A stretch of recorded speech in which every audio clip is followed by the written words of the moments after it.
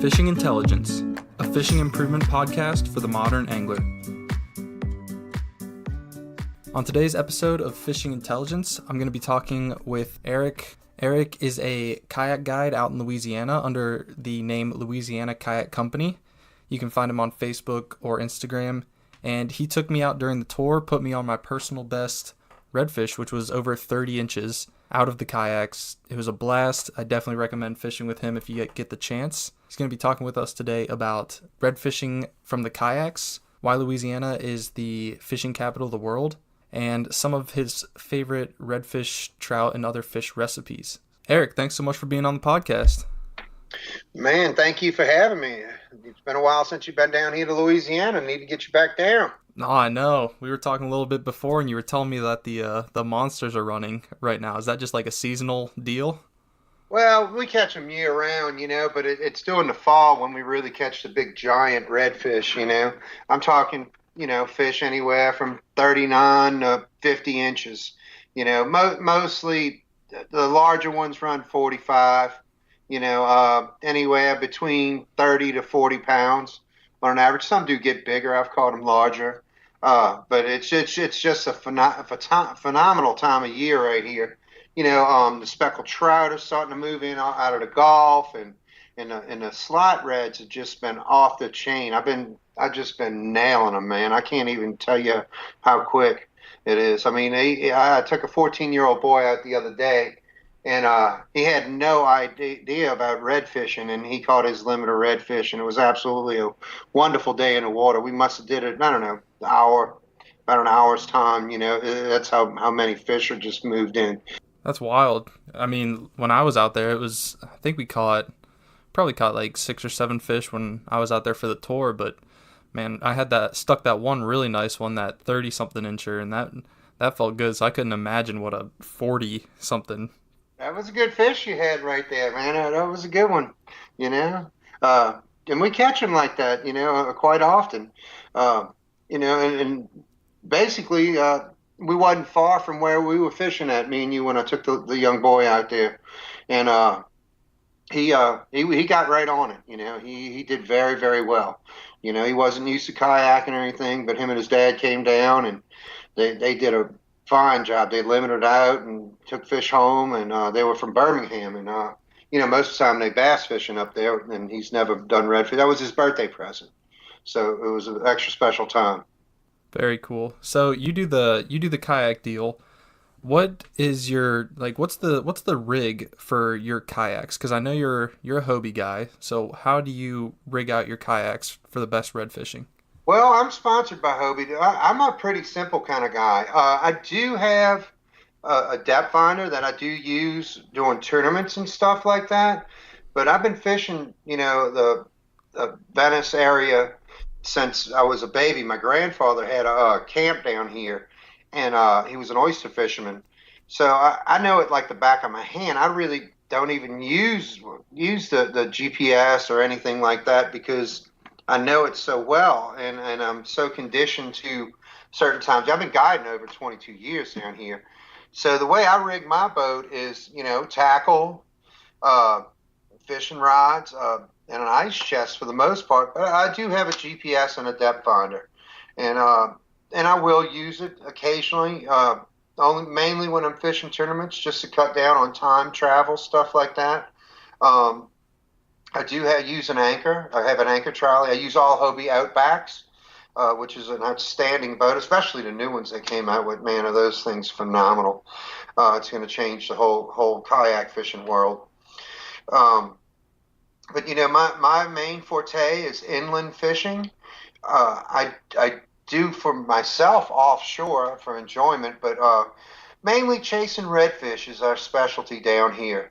And I do have a few people who want to catch speckled trout, but I'd say 95% of my customers want to come down here and catch redfish, and we catch them from 16 inches up to 40, 45 inches, It just depends on the time of the year and what bites on the end of the line.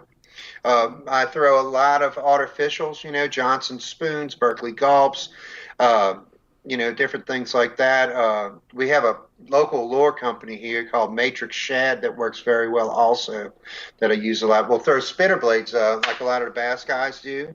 Um, with certain clients want to come down and throw top waters. I could name 10 top waters that I use. They're all mirror lure and Rapalas and different ones like that. But very similar to bass fishing as you've seen when you came down here.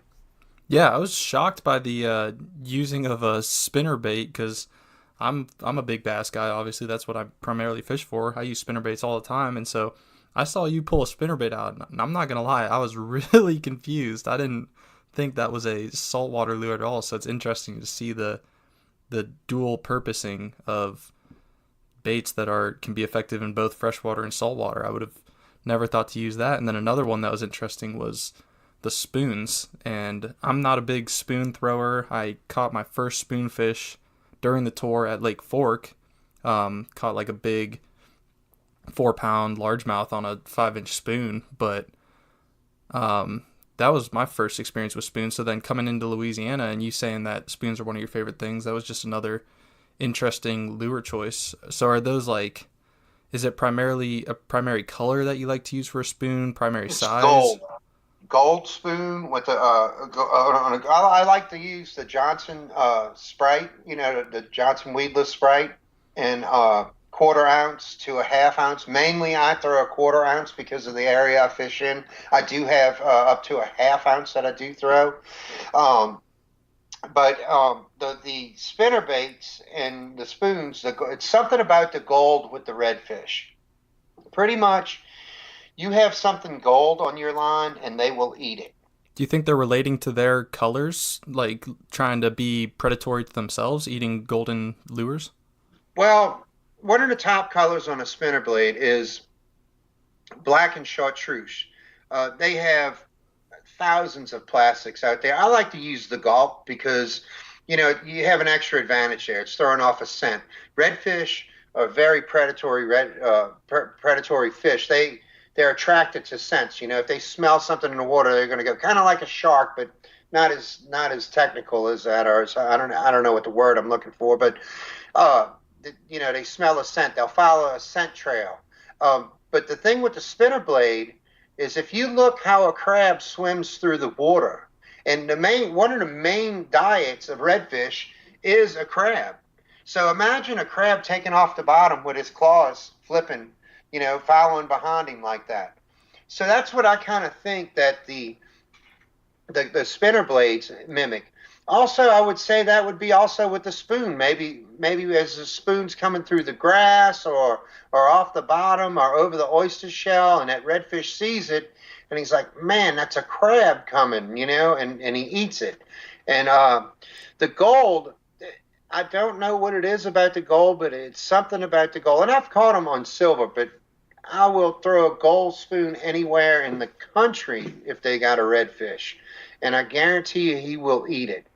Uh, but that's the main thing I believe about the spinner blades is that it is mimicking a crab, and I also kind of believe that about the spoon. Now with the chartreuse, I know in the saltwater, if you look at the bait fish, almost all bait fish, shrimp, menhaden or pogies as we call them here, mullet, cacao minnows, mud star minnows, which is a pretty interesting thing. It's a cichlid that comes out of the mud only when the water gets high, and it's usually when storms are brewing in the Gulf or we have an extra high tide. These fish come out, and the redfish absolutely go crazy over them. I don't know the official name of it offhand, but we call them storm minnows. If you look it up on the internet, you can find them. But if you look at all of these species of different critters that I just mentioned, they all have chartreuse on them, or a yellow, or something like that. And that's a big identifying thing. I always tell people, if you're coming down here and you're fishing by yourself, don't come without a gold spoon, and don't come out with chartreuse down in Venice, Louisiana, or the Highway 23 corridor, which is known as the fishing capital of the world. And even like, I didn't have a chance to take you, but there's areas where I go and the bass are keyed in on the same colors as the redfish. And in certain areas I can catch a bass and a redfish in the same day. And that's what makes my area so special where I fish at. Not only is it just all saltwater like me and you did that day because we were limited on time, but there's other spots where I can take you. We can catch bass and redfish and speckled trout and flounder in the same area and limit out on all of them. It's just a fishery that's unbelievable down here. And like the reason why they call it the fishing capital of the world is not only does it have the highest population of redfish, but there's no place else in the world that you can catch a bass and within an hour and a half period, by boat, of course, to have an opportunity to catch a blue marlin.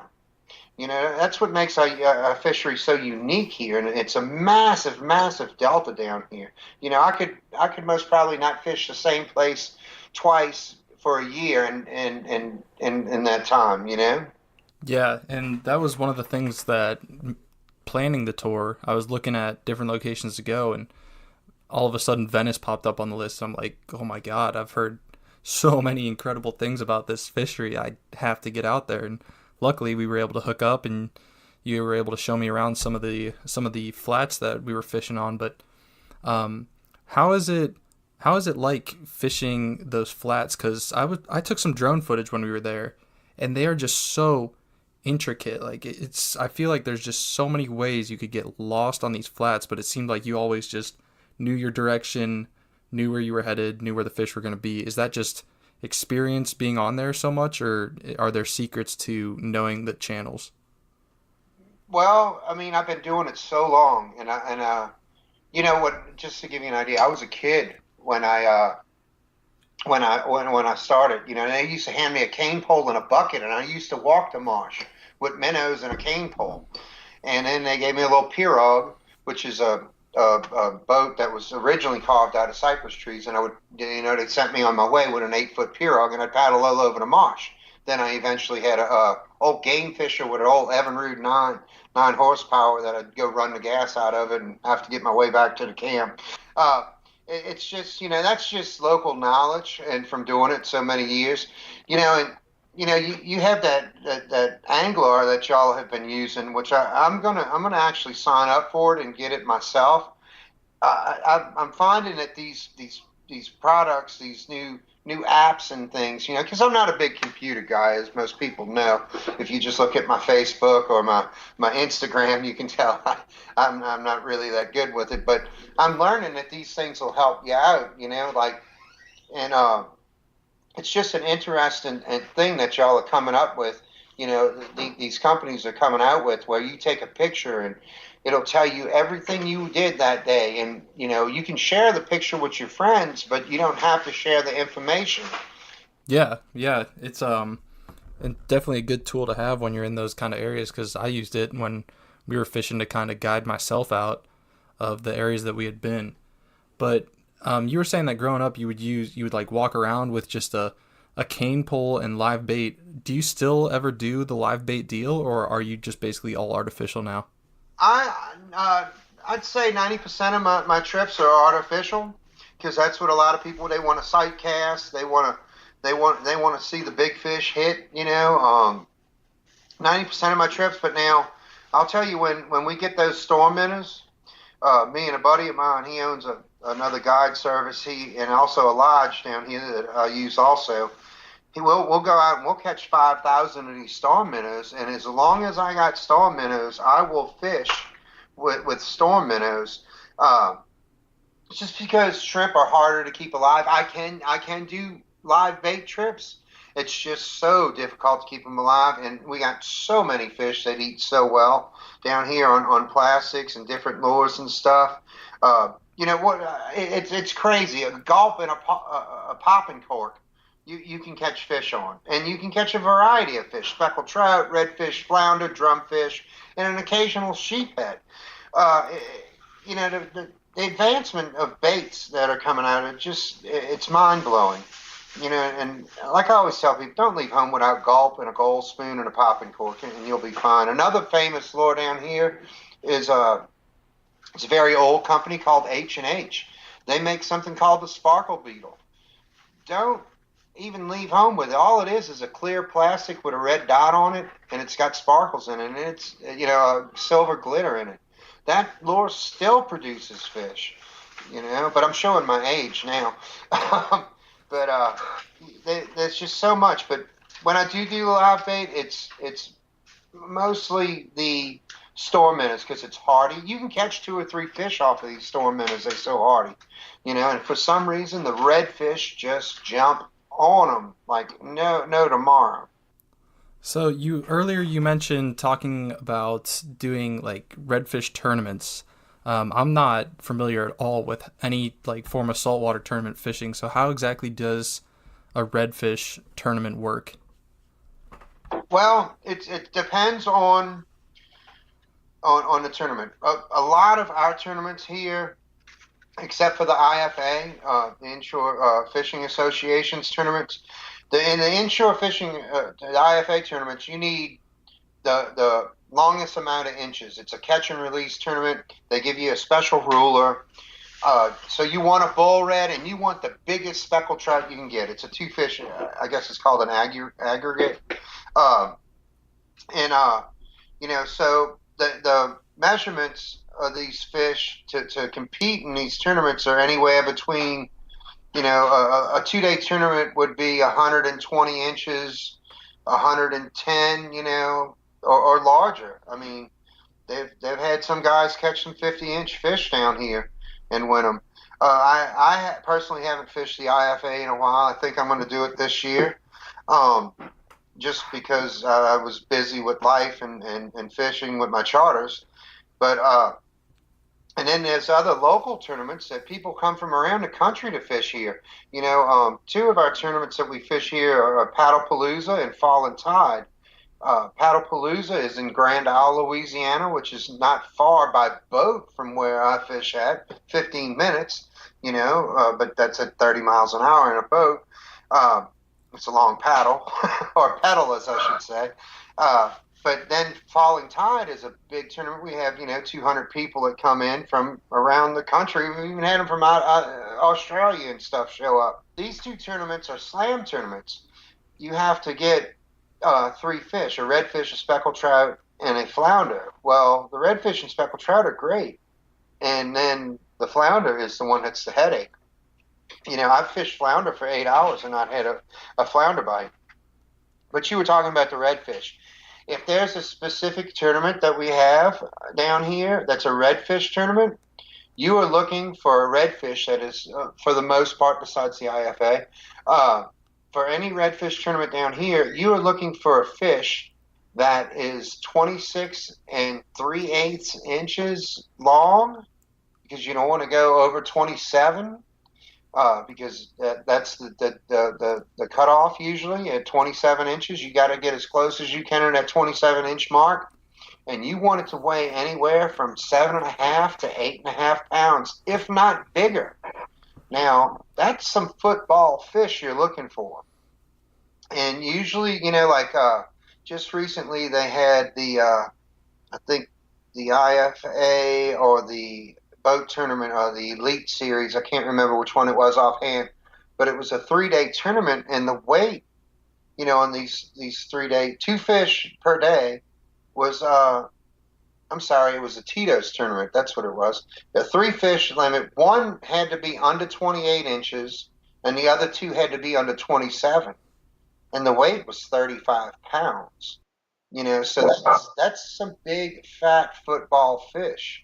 I actually caught one time that was 26.5 inches. That was 13 pounds. It was a freak of nature. You don't catch fish like that, and it was let go. And I have not seen that fish since then. But I know where he lives at. But I have not seen him. Hopefully he's still around and nobody got him and ate him. Which we have very liberal limits down here too. If people want to come travel, it's 5 redfish per person between 16 and 27, or you're allowed to have 1 over 27 and then 4 fish in the slot. Our speckled trout is 12 inches. You got to have a speckled trout over 12 inches, and you're allowed to have 25, which is absolutely phenomenal. You know, you'll eat off of 25 trout per person. That's 50 fillets, or that's 10 fillets of redfish that you could take home with you, or have it shipped, or however you got to get it there to feed the family and grandma and everybody else. We have one of the most incredible fisheries here. I cannot say more about it. So, is there a favorite recipe that you have for your redfish or trout that you do take home? Well, we like to fry some speckled trout and then put a little almondine on it. Real simple. You fry the speckled trout just like you would any other kind of fish that you would fry.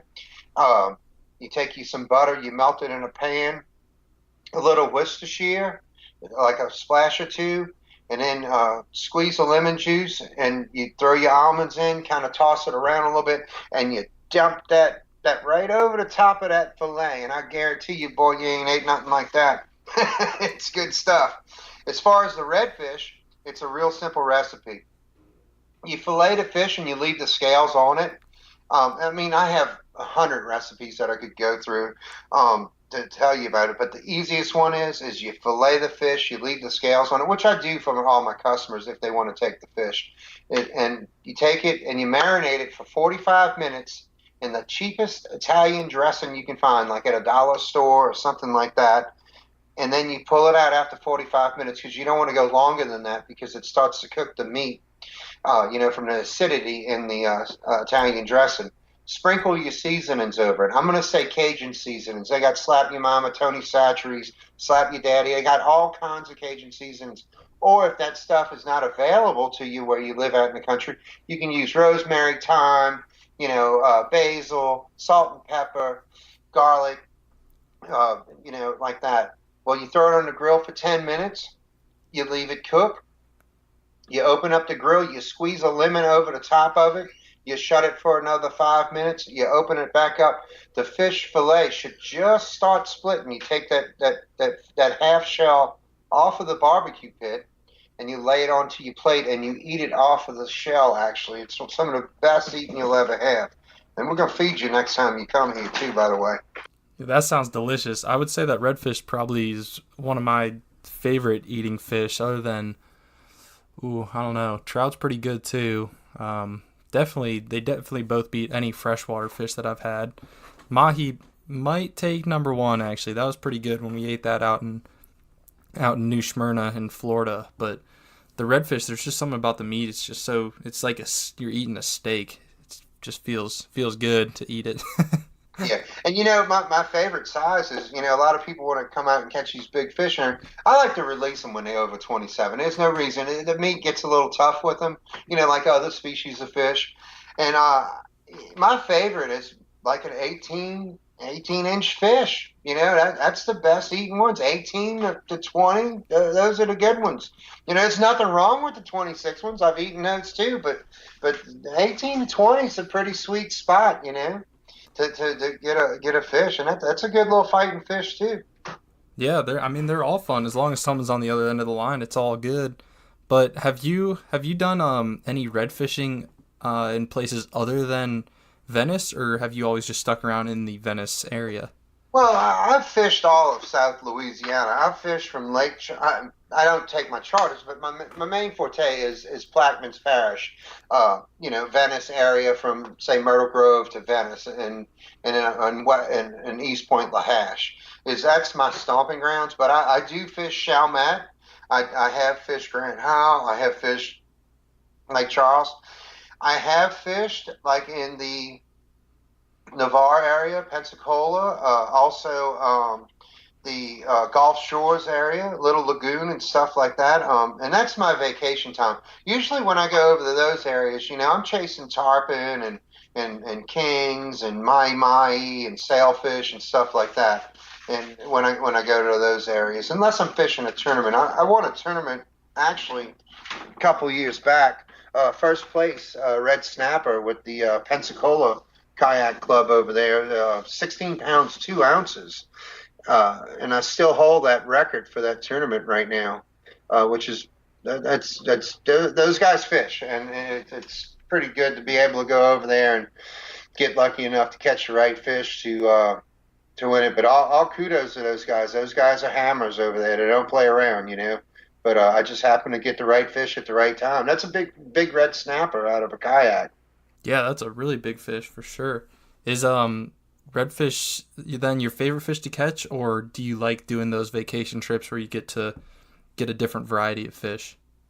Well, anytime I get a chance to sit on a beach, man, I'm pretty good with that. You know what I'm saying? But Oh yeah. I'll fish anything. You know, like once a year, I make a trip that I enjoy. I go up to Toledo Bend, or Caney Lake, and I meet a couple buddies. I got a buddy of mine who's in Guam. He's in the Air Force. He comes over every 2 years for some training, and we'll meet up at one of the big lakes here in Louisiana, and I do some bass fishing. And you know, I've caught 7 pounder in Sardis Reservoir, but I've never caught any big giant bass. But it's kind of like a thing that I enjoy doing because it's something different, you know. And I don't, you know, I don't keep up with all the bass baits. I'm kind of old school jig, top water. I am on the whopper plopper, but you know, I'm using big worms and stuff like that because you know, it doesn't matter about how many fish I catch at this point when I do something like that.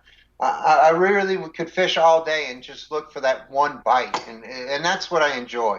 Like when I go to Florida, I'm definitely looking for tarpon or sailfish or mahi. You know, I love to fish. I'll catch anything from cockahoe minnows to Moby Dick, man. That's funny. Yeah, the one time that we went to Toledo Bend on the tour, I actually got skunked. Didn't catch a single fish. So I'm a little bit jealous that you got to get to go out there and catch some bass out there. But I mean, you've got my personal best bass beat. I'm only at the 5 pound mark, but here in Ohio, it's pretty tough to catch those, to find those bigger ones. I know that Alex, who you didn't get to meet, he was cameraman for the tour. His big bass is I think 6 something out of Ohio, which is, or maybe it's almost 7, which is massive for an Ohio fish. So I was really hoping that some point on the tour I could have beat my personal best bass, but just wasn't meant to be at the point. But definitely got my personal best redfish when I went down to Venice, and that was one that I might have to get a replica made of that fish or something because that was beautiful, and the release on video was hilarious the way that went down. Man, you are the guy. I mean, I would let you release any fish we caught. You do the best job. You know what I'm saying? You are the best one I've ever seen release the fish, man. He swam right off to you. It was beautiful. Oh yeah, that was too funny. I went to, for those who haven't seen the video, you should definitely check it out. It's on Angler's page, but I went to reposition my hands on this fish. I was holding it in my lap because it was so big. Went to reposition my hand placement. He gave one little flick and slid right off my leg, right back into the water. Swam off. Had him out of the water for Yeah. maybe 20 seconds. We did get it on film and pictures of that, and that's what we were doing that day. We didn't keep any fish, so that was, you know, we were releasing them all, so everything was great. You know, I don't mind keeping fish for people, and I don't mind letting them go either. So it's up to the person on what they want to do, and you know, it's like when I go for myself. I don't, you know, I have, you know, like when I go fishing for redfish, you know, I'm gonna go out. I'm gonna go catch a couple for the dinner table. You know, speckled trout, I'm going for one bite. I'm looking for that 8 pound speckled trout, which is huge down here. I haven't caught one. Last year I caught one that was 6 pounds, but the odd thing about it, it was only 24 inches. The girth on this fish was massive. You can see that on my Facebook page, which is the Louisiana Kayak Company. And it's something about this speckled trout thing that I chase. And, you know, I'll keep a couple that are, you know, smaller ones as I go along.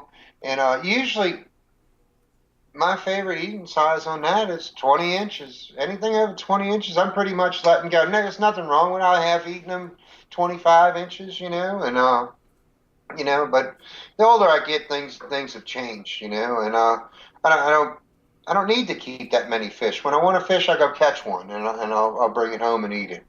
You know, and I'm kind of an advocate of that now. You know, I'm not slamming anybody for keeping their fish or anything, but yeah, I'm fortunate enough to be in the position I don't eat frozen fish. That's a big deal. Yeah, yeah. I mean, when you have the opportunities like that, there's no point to. But we were just filming. We were having a fun day. Just wanted to get some fish on camera, and we succeeded in doing that. And actually, we're at 30 minutes already on this podcast, which is crazy. That time flew by. But let me try and let's get one more tip out of you. If you can give the viewers one pointer for catching a redfish out of their kayak, what would it be? Something short and sweet. Slow down and look at your surroundings. Watch the current flow, and don't overthink things too much. That's the main thing. A lot of people overthink things too much, and use things to your advantages. Like tying on a piece of fluorocarbon increases your fish catch by 20%. Do it. Don't tie the braid straight to the lure. Give yourself the extra advantages. And, pick your days. Don't go out there when it's blowing 20 miles an hour. And just take your time and watch once in a while. And you'll see the fish. Beautifully said. We appreciate you being on here. And where can people find your services? You can find me on Facebook, and that's the Louisiana Kayak Company, or on Instagram at the Louisiana Kayak Company, or you could just call me 504-313-8292. Hey, Jacob, I wanted to tell you something too. If any of the listeners down here in Louisiana are interested in that angler app, they just got it over at Puglia Sporting Goods. I don't know if you remember the place with the shark out there on Veterans Highway. Yeah, very cool. That's awesome to hear. I'm glad that angler's making its way down to Louisiana. Yeah, they just picked it up today, and I got a text from Anthony, the owner, and he's like, "Man, didn't you do some work with these guys?" And I went, "Sure." So I thought I'd let everybody know that that's going on too, But we need to work on getting you back down here, man. Absolutely. And thanks for spreading the word, Eric. It was a pleasure talking to you. Everybody, if you have the chance to, definitely go take the kayaks out with Eric. He's a great guy. He's guaranteeing to put you on the fish. Not guaranteeing, because, it's still fishing, but he knows his stuff. So thank you, Eric, for being on the podcast. We really appreciate it. All right, man. I appreciate it. Y'all have a good one. And hey, look, man, while you're up there, try and stay warm with that snow coming. Not looking forward to it. Me neither. Thank you guys for listening to another week of Fishing Intelligence. Make sure that you're leaving positive ratings and reviews on iTunes, Spotify, and Google Play. We appreciate it very much. And as always, we'll catch you next week.